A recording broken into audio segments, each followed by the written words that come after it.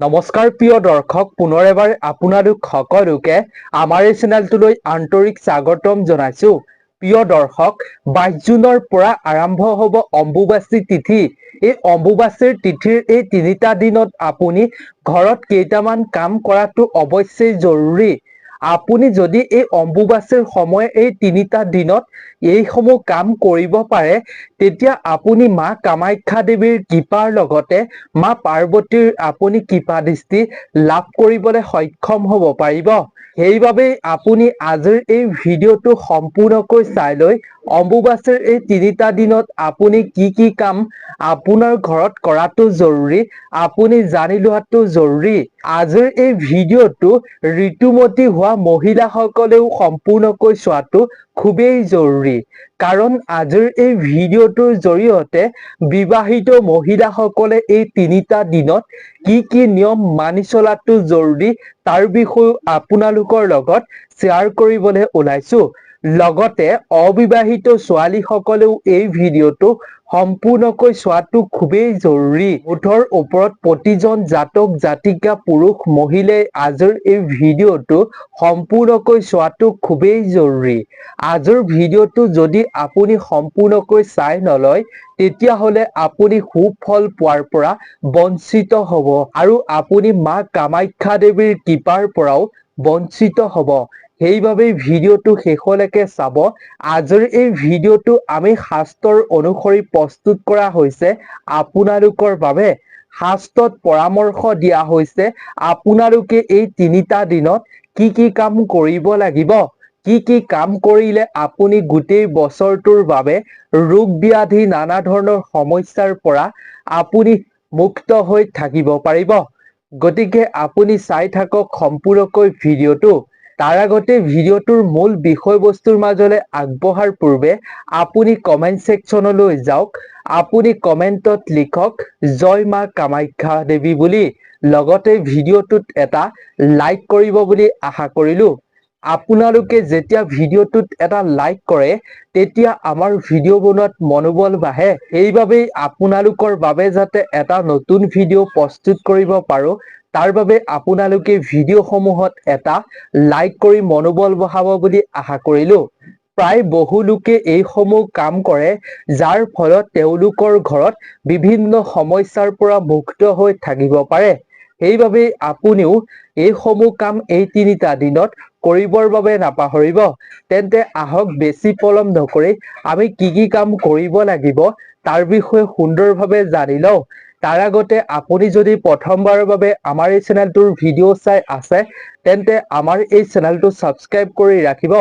লগতে ছাইডত থকা নটিফিকেশ্যন বেলটো অন কৰি ৰাখিব, কিয়নো এই চেনেলটোত আপোনালোকে প্ৰতিদিনে বাস্তুশাস্ত্ৰ, জ্যোতিষশাস্ত্ৰ আৰু অন্যান্য তথ্যসমূহৰ জৰিয়তে এটা নজনা কথা জানিবৰ বাবে সক্ষম হ'ব। সেইবাবে চেনেলটো ছাবস্ক্ৰাইব কৰি ৰাখিব আৰু এই চেনেলৰ ভিডিঅ'সমূহ আপোনাৰ বন্ধুবৰ্গৰ লগতো শ্বেয়াৰ কৰিব। তেন্তে আহক আমি পলম নকৰি জানি লওঁ সুন্দৰভাৱে অম্বুবাচীৰ 3টা দিনত আমি কি কাম কৰাটো খুবেই জৰুৰী। প্ৰিয় দৰ্শক, প্ৰতি বছৰে অম্বুবাচীৰ এই সময়খিনিত কামাখ্যা মন্দিৰত যথেষ্ট হুলস্থুলীয়া পৰিৱেশৰ সৃষ্টি হয়। ধৰ্মীয় বিশ্বাস অনুসৰি এই সময়ছোৱাত কামাখ্যা দেৱী ঋতুস্ৰাৱ অৱস্থাত থাকে। তন্ত্ৰ সাধনাৰ অন্যতম সিদ্ধ স্থান হৈছে কামাখ্যা ধাম। 51খন শক্তিপীঠৰ ভিতৰত অন্যতম হৈছে কামাখ্যা ধাম। নীলাচল পাহাৰত সতীৰ শৰীৰৰ এটা অংশ পৰিছিল। লোকবিশ্বাস যে কামাখ্যা মন্দিৰলৈ আহি কোনো ব্যক্তি, কোনো মানুহ খালী হাতেৰে উভতি যাবলগীয়া নহয়। ভক্তৰ সকলো মনৰ ইচ্ছা, মনৰ কামনা কামাখ্যা দেৱীয়ে প্ৰতি বছৰে পূৰণ কৰে। বছৰৰ প্ৰায় প্ৰতিদিনেই এই মন্দিৰ খোলা থাকিলেও অম্বুবাচীৰ সময়খিনিত বন্ধ কৰি দিয়া হয় কামাখ্যাৰ দুৱাৰ। হিন্দু ধৰ্মশাস্ত্ৰত অম্বুবাচীৰ বিশেষ মহত্বৰ কথা উল্লেখ কৰা হৈছে। এই বছৰৰ অম্বুবাচী 22 জুনৰ পৰা আৰম্ভ হ'ব আৰু এই অম্বুবাচীৰ সময়খিনিত আপুনি কিছুমান কাম কৰিব লাগে। কিছুমান কাম কৰিলে আপুনি দেৱীৰ কৃপাত আপুনি ঘৰত খুব ভাল ফল পাবলৈ সক্ষম হ'ব পাৰিব। কামাখ্যা ধামত দেৱীৰ কোনো মূৰ্তি নাই। এই স্থানত সতীৰ যৌনি পৰিছিল বুলি প্ৰবাদ আছে। সেয়েহে ইয়াত যৌনি পূজা কৰা হয়। প্ৰতি বছৰে আহাৰ মাহত দেৱী জলচৰা হয়। এই সময়খিনিকে অম্বুবাচী বুলি কোৱা হয়। এই সময়ছোৱাত 3 দিন মন্দিৰৰ দুৱাৰ বন্ধ কৰি ৰখা হয়। তাৰ পিছত বিশেষ পূজাৰ অন্তত মন্দিৰৰ দুৱাৰ খুলি দিয়া হয়। ভক্তৰ বাবে সকলোৰে বাবে খুলি দিয়া হয় কামাখ্যাৰ দুৱাৰ। আৰু মন্দিৰৰ দুৱাৰ খোলাৰ পাছতেই ৰঙা কাপোৰৰ টুকুৰা লাভ কৰিবলৈ ভক্তৰ ভিৰ হোৱা দেখিবলৈ পোৱা যায়। দেৱীৰ জলস্বাৰ হোৱাৰ আগতে এখন দেৱীক ৰঙা কাপোৰ মন্দিৰৰ ভিতৰত পাৰি দিয়া হয়। কিন্তু মন্দিৰ খোলাৰ পাছত সেই বগা কাপোৰখন সম্পূৰ্ণ ৰঙা হৈ পৰে। এই কাপোৰখনেই অম্বুবাচীৰ বস্ত্ৰ বুলি কোৱা হয়। শাস্ত্ৰৰ মতে এই বস্ত্ৰ মাৰ আৰ্শীক থকাসকলেহে লাভ কৰিবলৈ সক্ষম হয়। অম্বুবাচীৰ শব্দটো অম্বু আৰু বাচি দুটা শব্দৰ পৰা আহিছে। অম্বু মানে পানী আৰু বাচি মানে হৈছে উৎফুলন। এই শব্দই নাৰীৰ শক্তি আৰু সন্তান জন্ম দিয়াৰ ক্ষমতাক বুজায়। প্ৰতি বছৰে মা কামাখ্যা ঋতুমতী হলে কামাখ্যাৰ মন্দিৰত মেলা অনুষ্ঠিত কৰা হয় আৰু ভক্তৰ বাবে বন্ধ কৰা হয় দুৱাৰ 3 দিন আৰু 3 দিনৰ অন্তত কামাখ্যাৰ দুৱাৰ খুলি দিয়া হয়। যাত্ৰীয়ে প্ৰথম দিনা কামেশ্বৰী দেৱী আৰু কামেশ্বৰ শিৱক দৰ্শন কৰে। তাৰ পিছত দৰ্শন কৰে মহামুদ্ৰাক। 10 খোজ তললৈ নামি অহা এটা গুহাত দেৱীৰ যৌনি মুদ্ৰাপীঠ অৱস্থিত, য'ত সদায় অখণ্ড বন্তি জ্বলি থাকে।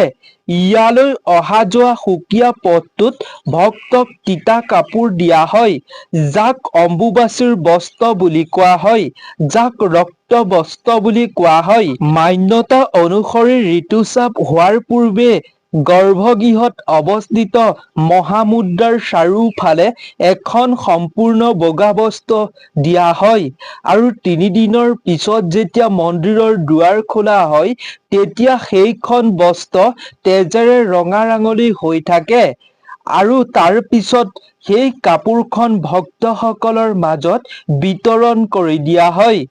কোৱা হয় যে এই কাপোৰ লাভ কৰিব পাৰিলে ভক্তৰ সকলো মনোকামনা আশা পূৰ্ণ হয়। উল্লেখ কৰা হৈছে যে মা কামাখ্যাত সতীৰ যৌনিৰ অংশক পূজা কৰা হয়। আপুনিও যদি কামাখ্যা ধামলৈ গৈ এই বস্ত্ৰ আপুনি ল'ব পাৰে, তেতিয়া আপোনাৰো সকলো মনোবাঞ্ছা পূৰ্ণ হ'ব। লাখ লাখ ভক্তৰ সমাগম ঘটিব শক্তিপীঠ কামাখ্যা মন্দিৰলৈ।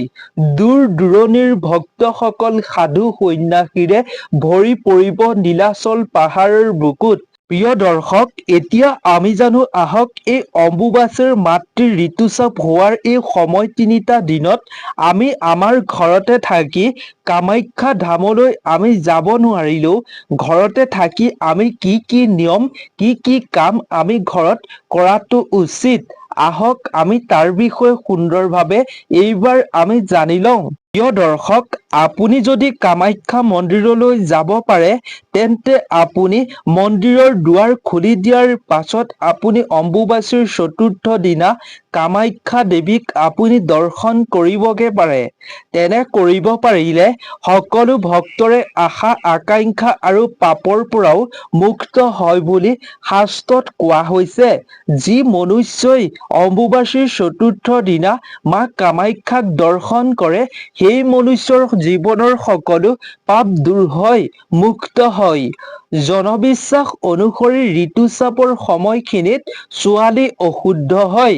ঠিক একেদৰে এই সময়খিনিত পৃথিৱীখনো অশুদ্ধ হয় বুলি বিশ্বাস কৰা হয়। সেইবাবে এই 3টা দিনত ব্ৰহ্মচাৰী, সাধু সন্যাসী আৰু যোগী বিধৱা অশুদ্ধ। মাটিত ৰন্ধা বঢ়া কৰি খাদ্য একো নাখায়। আপুনিও খাব নালাগে। যদি আপুনি ব্ৰহ্মচাৰী, সাধু সন্যাসী, যোগী আৰু বিধৱা মহিলা হয়, তেন্তে আপুনি ইয়াৰ প্ৰতি লক্ষ্য ৰাখিব। এই 3 দিনত বিভিন্ন ফল মূল আপুনি খোৱাটো উচিত। অম্বুবাচীত অব্যাহত থাকিব পাৰে গুৰু পূজা। আপুনি গুৰু পূজা কৰিব পাৰে। লগতে আপুনি অম্বুবাচীৰ এই 3টা দিনত যিমান পাৰে গুৰুৱে দিয়া আপোনাক ইষ্ট মন্ত্ৰ আপুনি জপ কৰিব পাৰে।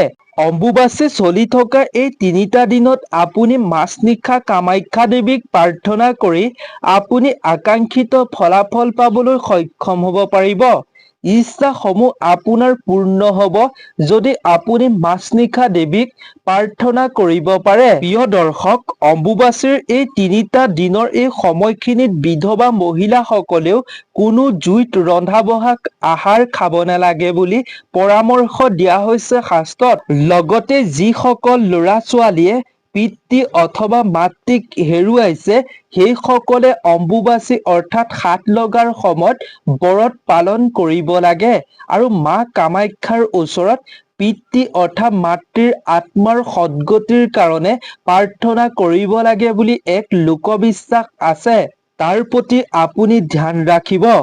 প্ৰিয় দৰ্শক, বসুমতী পুষ্পিত হোৱাৰ বাবে এই সময়খিনিত আপুনি মাটি খান্দিব নালাগে, গছ পাত আপুনি ছিঙিব নালাগে, ফল মূল এই সময়খিনিত আপুনি ছিঙিব নালাগে, হাল বোৱা কৃষি কাৰ্য আপুনি কৰিব নালাগে, গৃহ প্ৰৱেশ বিবাহ আদি মাংগলিক কাৰ্যৰ পৰা আপুনি পৰিহাৰ থাকিব লাগে, বিৰত থাকিব লাগে। লগতে অম্বুবাচীৰ এই সময় 3টা দিনত শিপিনীসকলে তাঁতশাল বব নালাগে। প্ৰিয় দৰ্শক, ইমানলৈকে যদি আপুনি ভিডিঅ'টো চাই ভাল পাইছে তেন্তে ভিডিঅ'টোত আপুনি এটা লাইক কৰিব বুলি আশা কৰিলোঁ। লগতে যদি আপুনি জয় মা কামাখ্যা দেৱী বুলি কমেণ্টত এতিয়ালৈকে উল্লেখ কৰা নাই তেন্তে আপুনি ভক্তি মনেৰে লিখক জয় মা কামাখ্যা দেৱী বুলি। যদি আপোনাৰ ঘৰত দেৱীৰ মূৰ্তি বা ফটো আছে তেন্তে আপুনি ৰঙা বস্ত্ৰৰে ঢাকি ৰখাটো উচিত। এই সময়খিনিত আপোনাৰ ঘৰত থকা তুলসী গছজোপাৰ গুৰিত আপুনি মাটি দি ওখ কৰি ৰাখিব লাগে।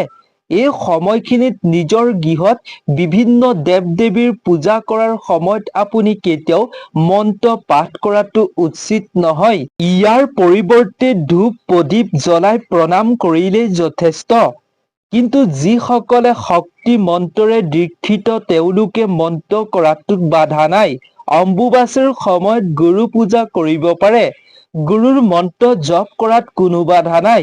আদি শক্তি ভিন্ন মূৰ্তি আৰু পদত ৰঙা ৰঙে ঢাকি দিয়াৰ পিছত কেতিয়াও মূৰ্তি অৰ্থাৎ পদ অম্বুবাচীৰ নিবৃত্তিৰ পৰ্যন্ত স্পৰ্শ কৰাটো উচিত। অৰ্থাৎ কোনো দেৱ দেৱতাৰ মূৰ্তি আপুনি যেতিয়া ঢাকি দিব তাৰ পিছত আপুনি সেই ঢাকি দিয়াৰ পিছত নিবৃত্তিলৈকে অম্বুবাচীৰ আপুনি স্পৰ্শ কৰাটো উচিত নহয়। আনকি নিবৃত্তিৰ পাছত আপুনি ভালদৰে পৰিষ্কাৰ শুদ্ধ নকৰালৈকে স্নান নকৰোৱালৈকে আপুনি কেতিয়াও দেৱীৰ মূৰ্তি আপুনি স্পৰ্শ কৰিব নালাগে বুলি শাস্ত্ৰত পৰামৰ্শ দিয়া হৈছে। পৰিষ্কাৰ পৰিচ্ছন্নতা আপুনি শুদ্ধ কৰি স্নান কৰিহে আপুনি দেৱীৰ মূৰ্তি স্থাপন কৰিব লাগিব নিবৃত্তিৰ পাছত। তাৰ পিছত আপুনি দেৱীৰ শ্ৰীচৰণত আম আৰু গাখীৰ নিবেদন কৰিব লাগে। এই সমস্ত নিয়মৰ উদ্দেশ্য হৈছে ধৰিত্ৰী মাতৃ হিচাপে গণ্য কৰা, যিহেতু আমি সকলো এই ধৰিত্ৰী মাতৃৰ সন্তান। তেওঁ আদিশক্তিৰ ৰূপ আৰু তেওঁ সুন্দৰ আৰু পৰিচ্ছন্নতা ৰখাৰ আমাৰেই দায়িত্ব। সেইবাবেই আমি আমাৰ দায়িত্বসমূহ পালন কৰিব লাগে। যি কাৰ্য আমি কৰি দেৱীৰ কৃপা লাভ কৰিব পাৰোঁ, যি আমাৰ মাতৃ হয় তেওঁক আমি সন্মান কৰিব লাগে।